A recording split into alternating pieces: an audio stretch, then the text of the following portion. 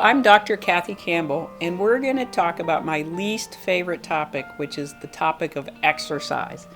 I frankly dislike the term exercise, and we're going to talk about why. Exercise is defined as the activity requiring physical effort carried out to sustain or improve health and fitness.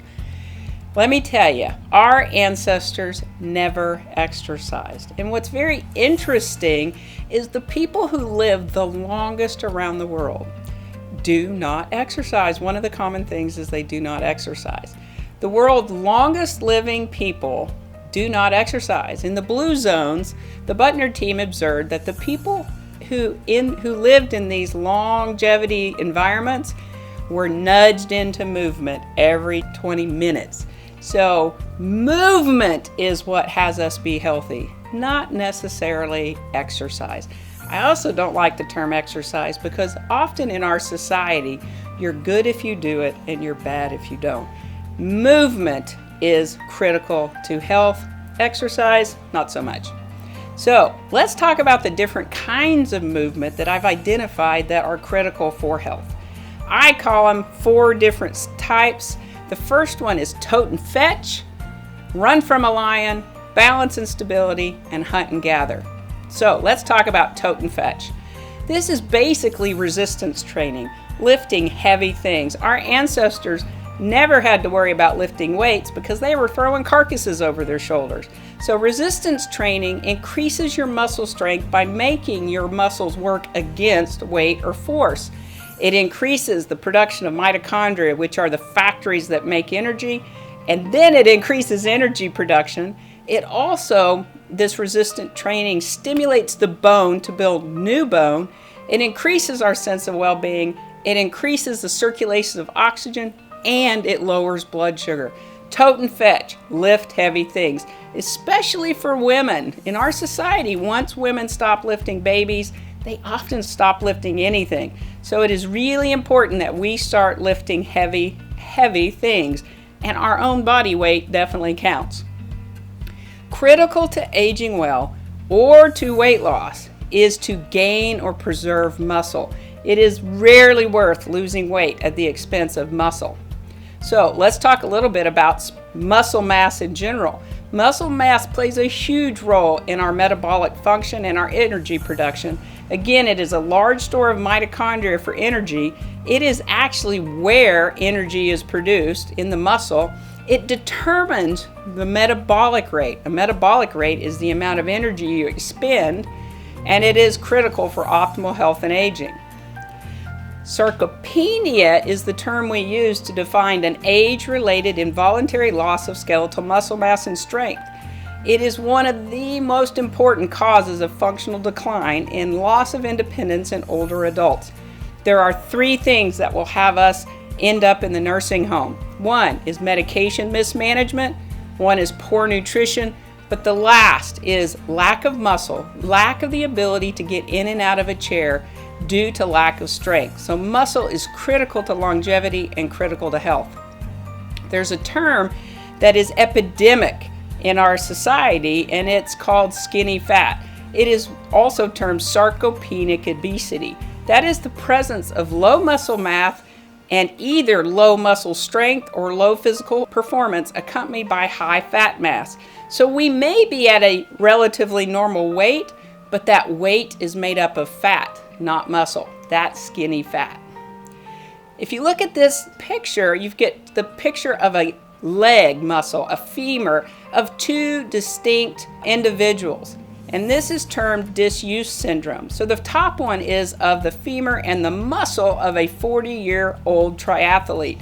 You can see in the quadricep, all that dark tissue is muscle.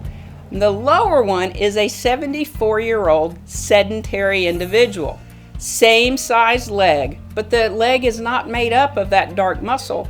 It is made up of the white fat or adipose tissue. So this 74-year-old has not used their muscles, but I want to show you this next one. You've got the picture of the 40-year-old triathlete. You've got the picture of the 74-year-old that is sedentary, but right beneath that is the 74-year-old triathlete. his muscle is actually larger than the 40-year-old triathlete.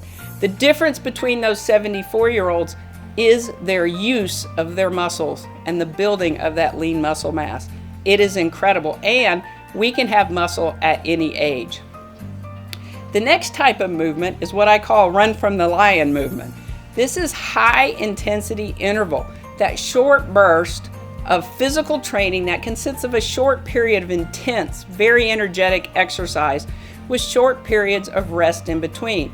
We know the high intensity interval training is incredibly effective at reaching some of our minimum needs for exercise and energy production. So don't think this has to be long and difficult to get value. The high intensity run from a lion is a very effective way to get good results. The next one is really critical: balance and stability. So balance is the ability to maintain the body's position over its base of support within stability limits, both statically and dynamically. That basically means you have balance. Balance is critical because we start losing some of our core balance, the connection of our brain to the muscles to the ground, in our 40s. So maintaining core strength and really working balance can keep us from a fall that could be detrimental or devastating later in life. Balance is important. And the last but not least, it's actually the most important, is what I call hunt and gather movement. Our ancestors spent hours hunting and gathering at a pretty brisk pace in order to survive. And what we're figuring out now, this long duration, low intensity type movement is critical for our body function. This study indicated that women who averaged approximately 4,400 steps a day had significantly lower mortality rates during the follow-up of 4.3 years, compared to the least active women who took approximately 2,700 steps. As more steps per day were accrued, the death rates progressively decreased before leveling off at approximately 7,500 steps. It doesn't have to be the 10,000 we've always talked about. Any kind of movement can make a difference, and moderate movement to the tune of about 4,400 steps a day showed great value. So low intensity, long duration is the key. This is also termed in different areas of fitness and health zone 2 training. And this is a 60 to 70% of your maximum heart rate. So you're exercising at the heart rate should feel light, and you should be able to go on for a long time at this intensity.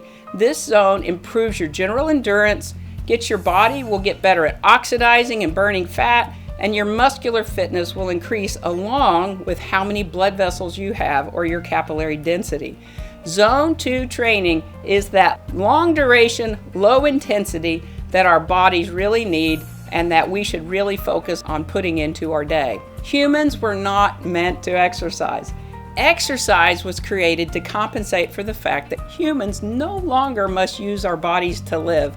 I haven't had to go down to the river and wash my clothes in a long time, or throw that carcass over my shoulder to carry it for dinner. The key is, how in our modern world can we incorporate routine movement as just part of who we are and what we do?